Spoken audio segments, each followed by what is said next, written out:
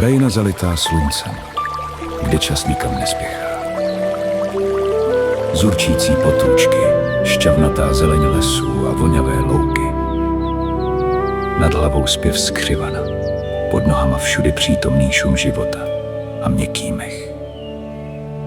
To je Vysočina ta klidná, věčná Vysočina kraj, ve kterém lze potkat mnohé.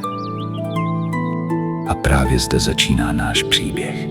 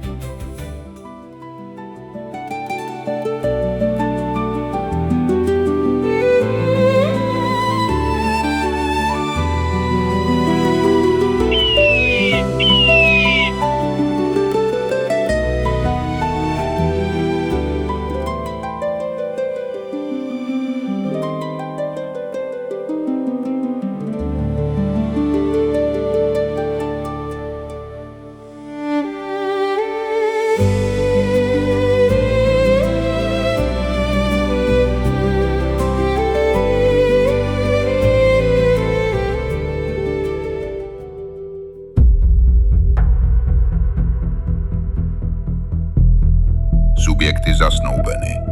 Opakuji, subjekty zasnoubeny. Zahajuji operaci Spálené buchty. Nesmí se vzít, rozumíte? V sázce je příliš mnoho. Nevíte? Tak já vám to vysvětlím po lopatě.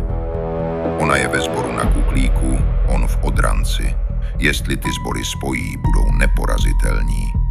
Navíc jsou příliš silní. Viděl jste, co dovedou? Ještě tak, aby měli děti. Cože, oni už mají. Tak ať nemají víc. Udělejte cokoliv, ať ke svatbě nedojde.